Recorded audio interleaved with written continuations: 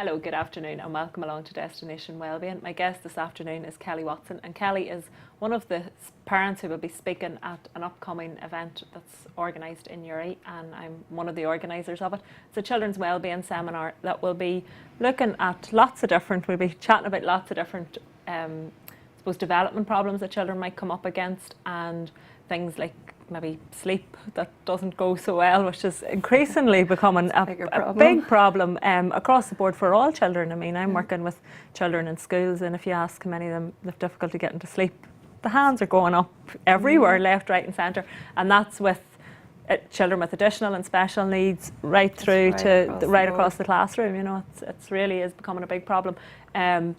So we'll be looking at sleep problems, limited appetite, and lack of interest in food, and then also for children who have a diagnosis of autism, ADHD, ADD, Asperger's, and all that falls in around that category. So, but just at the start of our show, to remind our viewers that if they have any concerns about their own health and wellbeing or the health and wellbeing of their children, that the first protocol is their GP, and then they can maybe from that explore what other services and that are available that complement what the GP is working towards as well, and what the medical professionals are suggesting. So you're very welcome to Destination Wellbeing, Kelly, and thank you for joining me. And as I say, yes, you're one of the speakers and speaking from personal experience. Yes. So if you fill us in a little bit about your journey over the last few years. And so I'm Kelly Watson, and I'm mother to Alex, he's 4.5. At 2 years, 7 months, Alex was diagnosed with autism spectrum disorder. Okay. I've also a daughter, Holly, who's 10. Yeah, and who's a wonderful big sister. Great big sister. Yeah. And Alex was very young, actually, to be diagnosed, because often there's a very long period that parents are going through. It can take quite a while to get a diagnosis, but we were lucky. We sort of spotted things early on. From about 12 months to 16 months we had concerns. So we got in early, seeing the community paediatricians, and we're getting speech therapy and OT right from the start. So by the time Alex was reaching the stage 4, his diagnosis, he'd already had a lot of service input. Okay, yeah. So you were then sort of a few steps ahead? We were a few steps ahead. A lot of children at that stage, at the age of 2.5, would only be starting getting the service input. Okay, yeah, which obviously makes a huge difference. Makes a huge difference, but it can take the diagnosis then longer because they need to spend a certain amount of time with the child. Yeah, in order to figure the whole thing out. Yeah, and I suppose anything in life can be like that, and particularly when we're looking at medical services, is that it can be a long process and a lot of red tape that can go on there, and all the while family life's going on, and family life goes on, you're still running around. Yeah, still all with the additional demands that having a child who's showing signs of autism is, and you're sort of, you could be in limbo, I presume. You can be in limbo. It's stressful, it's worrying. The child's getting stressed, it's the frustration, and it's a long journey. Yeah, a long journey, but one that increasingly many more and more parents are facing with children, and I suppose it's easy for me to say maybe increasingly because maybe I'm more aware of it as well, so that's obviously the more we're aware of something, then you begin to feel that everybody you're talking to not just you. Which is a bonus. And I know you're involved in autism support groups and that as well. Have you found that a great source of support? I do. I find talking to other parents very helpful. We'll all swap stories, who's trying what, and what methods we're all taking, just to talk to other people who are trotting the same path.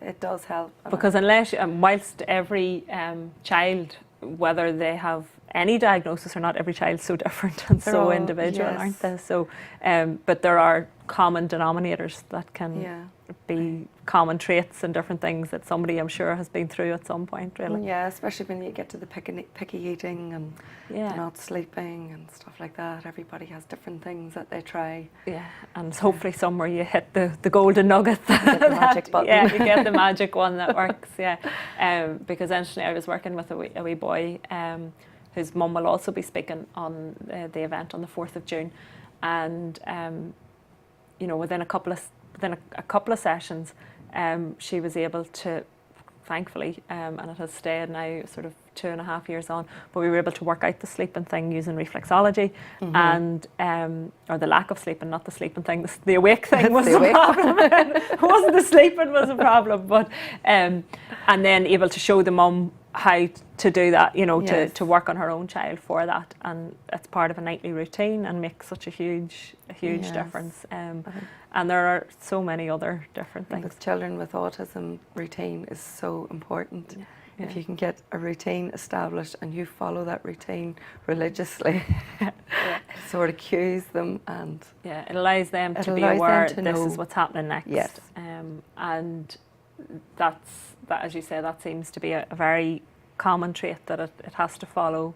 You have to, like we've had Alex waking up in the middle of the night, and we will actually go back to the start of the bedtime routine to ensure that he will go back down to bed and to sleep.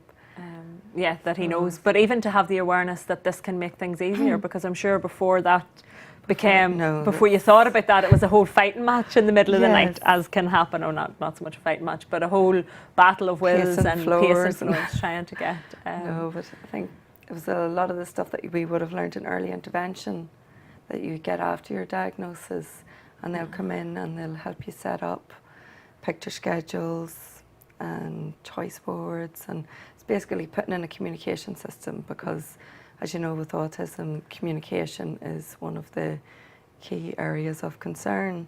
So like when Alex was diagnosed, we had no communication system. There was no way of figuring out what. He couldn't tell me what he wanted. You were constantly guessing.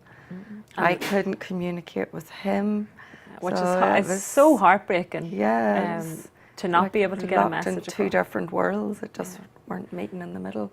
But once we got a communication system established, things started to fall into place. So and you can see the importance of that, because that takes away frustration, because the child's getting frustrated because they can't communicate. Parents are getting frustrated and feeling upset because they don't know what their own child is trying to tell them, which is heartbreaking in itself.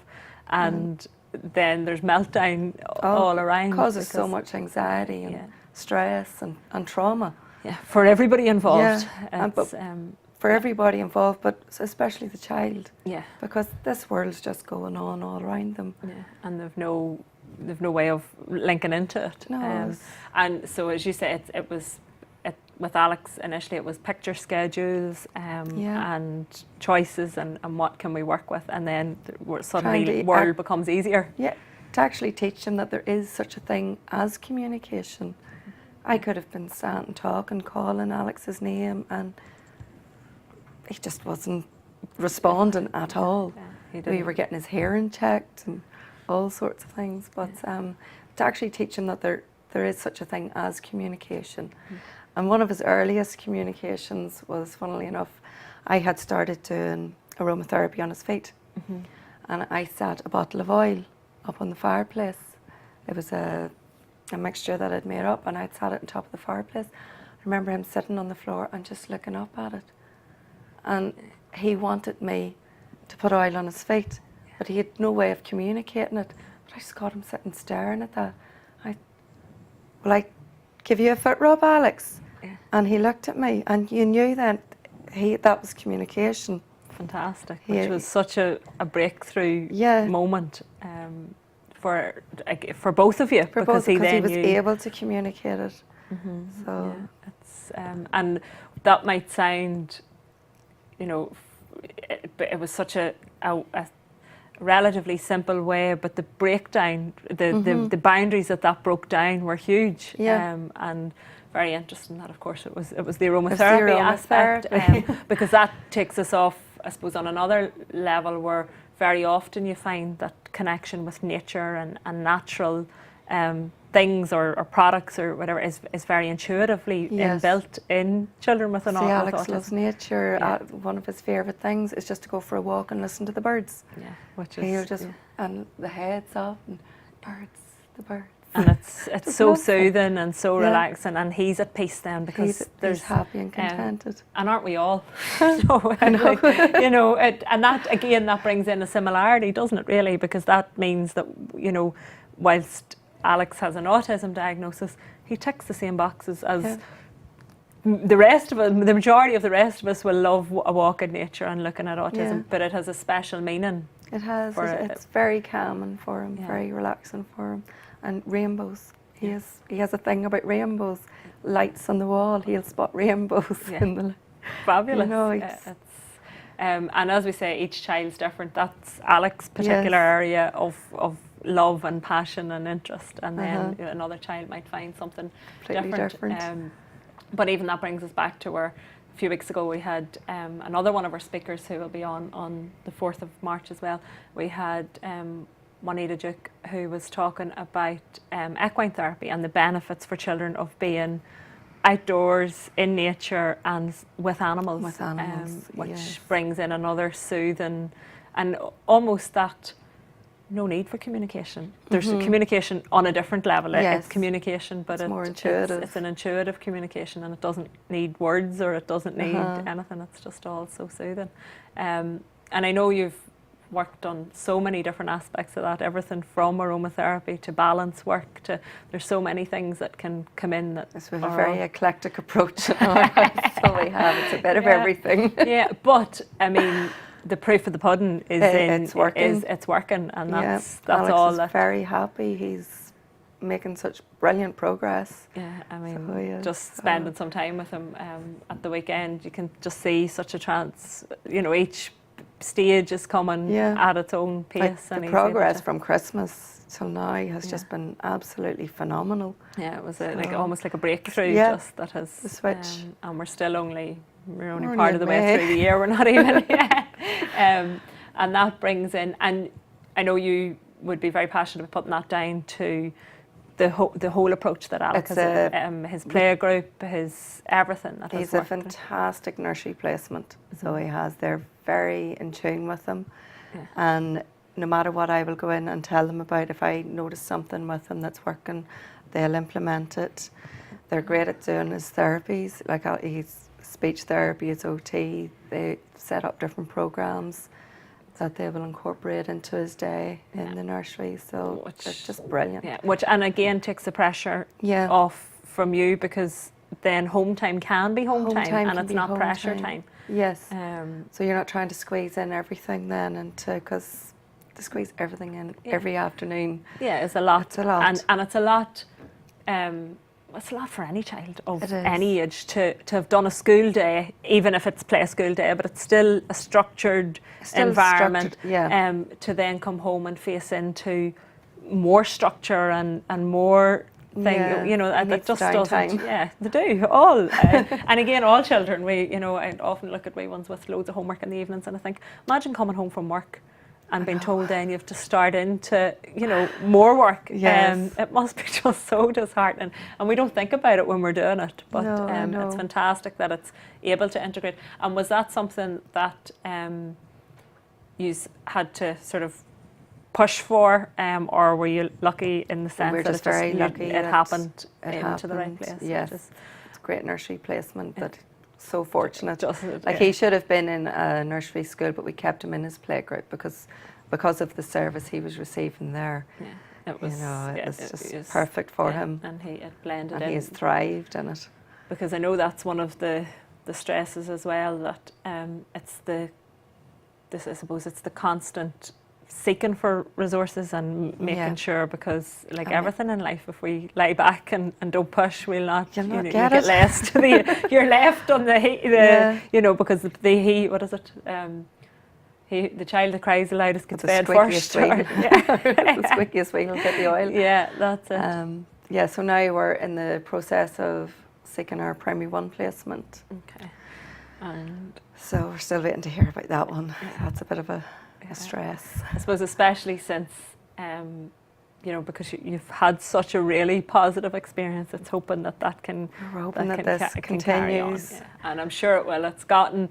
There is sometimes those that time in life where you have to sort of surrender and let it trust that it's all going to work out, that you've gotten so far, and that you will certainly get the rest. And I know we'll be chatting along with Kelly and some of the other speakers on the 4th of June. We have craniosacral therapists, we have nutritionists, we have a speaker who was going to chat about child brain development, because I suppose there's different chains of thoughts, and again that's where the integrated approach comes in, because sometimes it's seen as a brain problem in terms of autism, and sometimes it's seen as a neurological, sometimes it's psychological, developmental. And some feels it's to do with the immune system, to do with gut bacteria, to do with genealogy.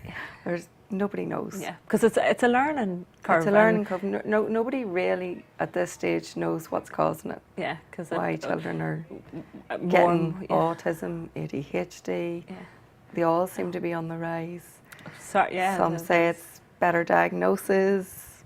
You know, there's so many different schools of thoughts. Yeah, but it's figuring out which works, and if it works, then you go with whatever works. Really, we've tried different bits of all the different approaches, and we just seem to be at the moment we're in a place where everything seems to be working, falling into place, we're making progress. So please touch wood that carries continues. On.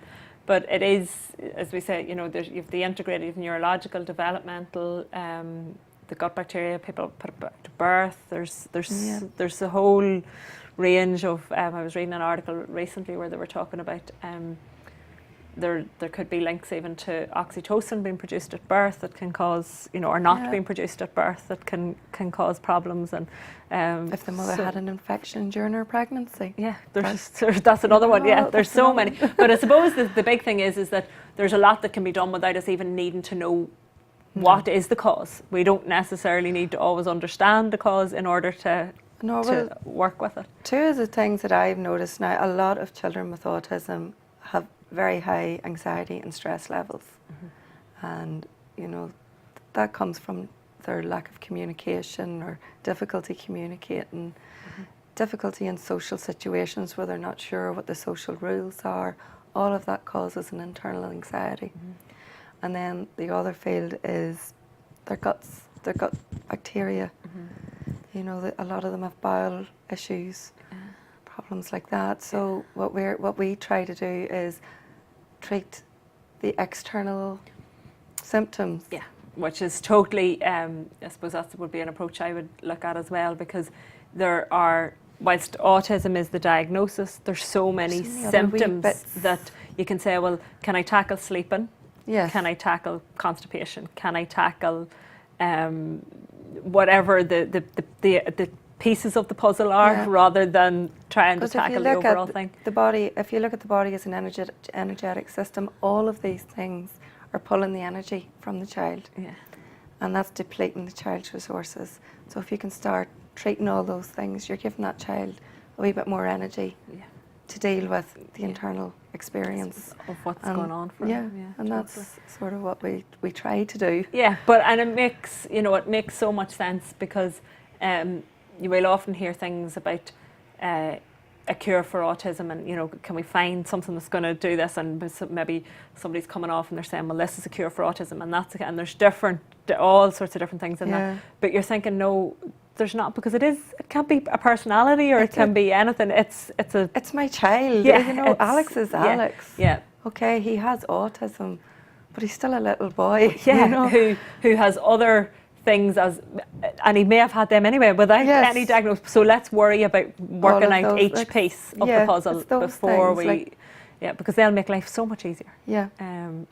You're giving him the energies to deal with what he is, because I mean, we all know how even any sort of upset stomach or discomfort in the digestive system drains any of us, regardless of if there's nothing else going on, or there's loads of other stuff going on. But if we can treat some of those problems, and it can be very similar. I mean, I would work with some children with Down syndrome and other children with global development delay. So while we're talking today maybe specifically about autism, but even something like constipation for a child who has limited mobility, if we can ease that, it might not change If you have anything limited else. mobility and you constipation, that is... It's uncomfortable and it's painful and it's a strain. But if through a holistic approach we can help ease that, then you've made a huge difference to the quality of life for that child. We haven't transformed anything with everything else that's going on, but we've just been able to sort out one piece of the tackle puzzle. One piece of the puzzle at a time. It's like building blocks, isn't it? It's taking really. it all and putting it sort of all together. And as we said, I mean, our children's wellbeing seminar will hopefully be tackling sort of a wide range of things that concern every one of us, and not just children who fall into certain categories, because they're all common problems regardless of where we are. Confidence, self-esteem, even as children get older, because that's a problem that is there with older children, as you said, even older autistic children, anxiety and worries and things like that, as they become more more aware of the social structures around them. Like, I would even see it with Alex, with the children running in school, and they would have like a chasing game, and he likes to join it. Now, he doesn't know what makes the children run from A to B, and he doesn't know how to initiate getting the children to run from A to B. But when they're running from A to B, he wants to run too. He'll go with it. And when they stop and he's looking and he's puzzled because he doesn't understand the social structure of the game. It has just ended, and now somebody's decided we're not playing anymore. But he doesn't know that has happened. But as he gets older, those social rules become more complicated, and he's going to have to try and negotiate through all of that. So that's going to increase stress and anxiety. So if you can teach him mechanisms to release that. And at the minute, he likes his stories. We have him listening to Qigong meditation. Which, you know, and again, then we look at tone of voice, because I know even if we look back on, I would have worked with children with special needs at different stages, even as a volunteer when I was at college and stuff like that. And country music was for a particular group. They really all loved like Daniel O'Donnell, but there was something about that tone of voice or that beat of rhythm of music that obviously made them, you know, made the individuals feel relaxed or that they related into. So if it's meditations or he's liking his meditation, a particular type of music. He's also loving the White Stripes at the minute. The heavy bass. And that's, you know, and music is so therapeutic for us if we can get the right rhythm. That was one of the things he would have got in the Rainbow Den. They used to have weekly music therapy sessions, and he just loved it, and he would play in the drums, and he would really join in with that. Yeah, that's because, and we had a few months ago here, we had Tessa Greer from the Sound Healing Spa on, and she was talking about how the vibration of music is more important even than the sound of it.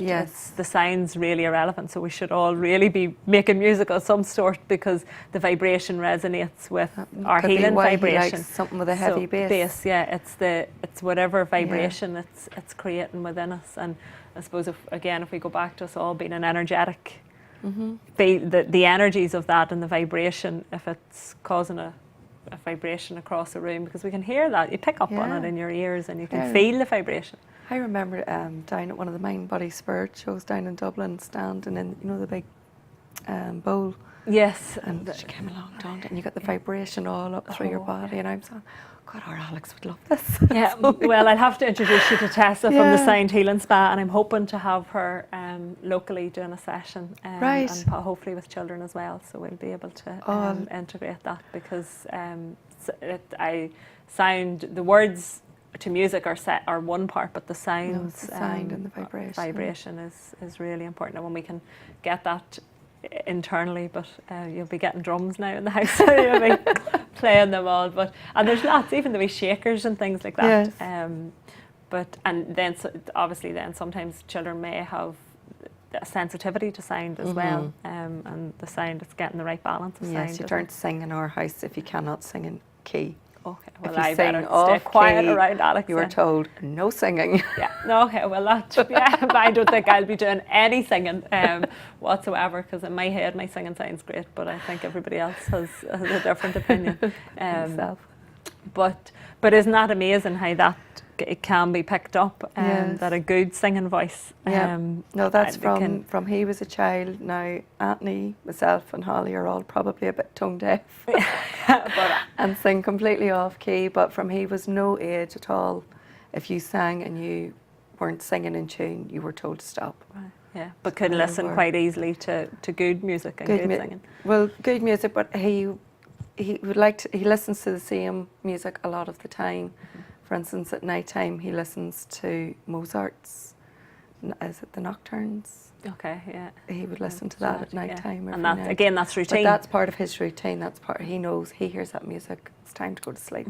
But interestingly, I mean, I've used that theory even with pregnant women preparing for birth, in that if they come to me for reflexology, the music and the smells that I use, then they'll take that to the delivery suite with them, which instantly connects the brain into going, oh, well, okay, this is slightly familiar. Okay, there's other stuff that's not familiar, but those sounds and those smells, which are very important to the brain, yes, are familiar, and therefore my body can relax and it can be at ease. So the need for that repetition translates really across to us all, or not maybe the need for it as much, but the significance of it and the importance of it if we are trying to achieve a state of relaxation or go to sleep or whatever we're hoping to do. Repetition is key for the brain. Oh, yes. And obviously more so for some of us, more so than others, but I would find that, and again, even in a treatment room, I would try and sort of keep it as familiar and similar as possible for clients, because the brain instantly comes in and goes, this is familiar, I can switch off now, yes, and I can relax. Whereas when we're in a new environment, as we're throwing you into today and challenging you, the brain's going, okay, I need to take in detail. And a child who has maybe an autism diagnosis or not, is maybe more sensory aware, is taking in all of that detail all of the time. So the more we can keep it familiar. Yes, sensory overload is quite potent for Alex as well, you know, so too many sounds. Like we had an experience recently, it was a children's entertainer, would have suited most children fine, but Alex just didn't like it. I think it's the modulations of the lady's voice, the noise, it just caused him to completely melt down. So we got him home and he was very dysregulated. And it took 4 days of a lot of therapies, different things, to try and just get him back to where he was beforehand, you know. So, which is, because you can't watch everything, and you also have to allow him to experience new stuff to see how he's going to have to see how he's going to cope with new stuff. But then the fear comes that it's taken 4 days to balance get that it back again. But we got him back to where he was. So that's the positive. That was the main thing. And there's a learning curve in that again, because you sort of know then next time experiences like that aren't just going to suit him. Are going to take a while and take time. And I suppose that's again, we all fall into those categories sometimes too. We can get knocked off and need to come back into a sense of balance. But and one of the other areas that I suppose is important for us to touch on, and I touched on it with my guest last week, and Amanda Rafferty on last week, and as a mother we were just talking about the importance of self-care and looking after yourself, because with all of that going on, and I mean in all of the world that's going on in normal family life and an ordinary world, and then you've got extra additional pressure on top as well. So it's the importance of reminding us all to look after ourselves. And a lot of the stuff that we would do with Alex, I do with myself too. And that helps. And I suppose when we're talking about therapies and we're talking about stuff, we have a mix of aromatherapy, flower essences, nutritional stuff, Epsom salts, just to calm us all down, detoxify. So there's a lot of diet. And the food bit is very so important. And how would you find that Alex has more of an interest in food, or would he still? He can be quite picky. He tends to go for food of the one colour, which is again that's very common. Very common. But thankfully he likes fruit. So, and he likes a good range of fruit. He's not so hot in the vegetables, but he does like his fruit. We're gluten-free with him. Yeah. And he's lactose intolerant. Okay, So that sort of restricts it a little bit. But on the whole, when I look at some of the feeding issues that other parents have with their children, on the whole, he's doing quite well. Really well on that. Still a few texture issues with food. You know, they don't like the way food sits in their mouths and stuff like that. So there's a little bit of that. But on the whole, thankfully, that's all. He's doing well with that. Has an interest in that. And it is that, because then meal times can become challenging, and you're sort of, and that's the same for any child really on a special diet. I mean, and the hardest thing with Alex is to get him to sit and actually eat the meal. If you let him walk about with it, or you chase him with the spoon.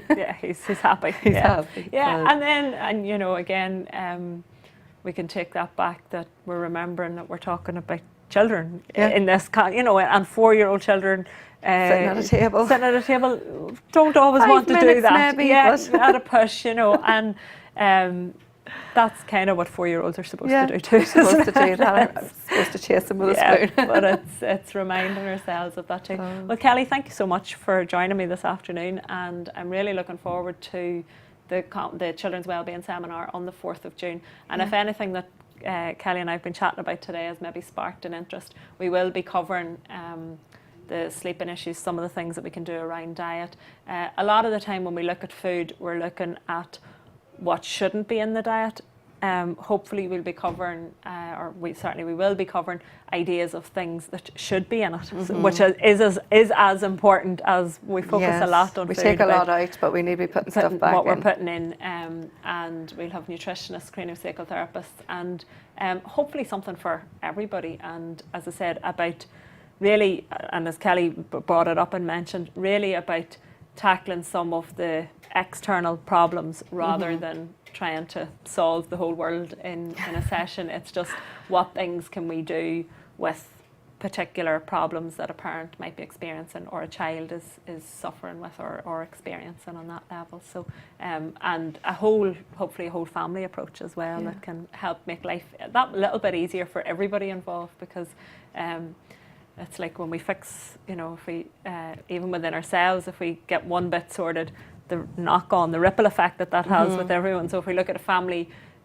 unit in whatever format that comes, then one person life being a little bit easier for one person is going to have a knock-on, a ripple effect out to all of it, isn't it? And we can see ourselves sometimes, and see problems sometimes as maybe a drop in an ocean, but the ripple effect from solving one piece of a puzzle is so strong. So thank you very much to our viewers for watching in, and if you have any questions or anything that you may want to discuss, maybe not necessarily at the seminar but maybe in private, you certainly feel free to get in touch with myself, and I can point you hopefully in some directions that might be of help, because we recognise that having any child with development delay or any issues like that can be very, very stressful. So please do get in touch and seek out the support, because there's lots. There's a lot there. We can sometimes feel that we're maybe just the only person that's going through it, but when we open up and chat about it, we realise that it's all more too common. It's a lot more common than you realise. Than we initially, or even sometimes than we want to admit. So I'll be back with Rowan on Thursday morning on his morning show on Destination Newry, and Destination Wellbeing will be back next week, where interestingly I have a clonic hydrotherapy therapist on next week, so we'll be talking more about bowel health and well-being, and making sure that we keep that all right. So we look forward to having that conversation next week. Thanks, Andrew.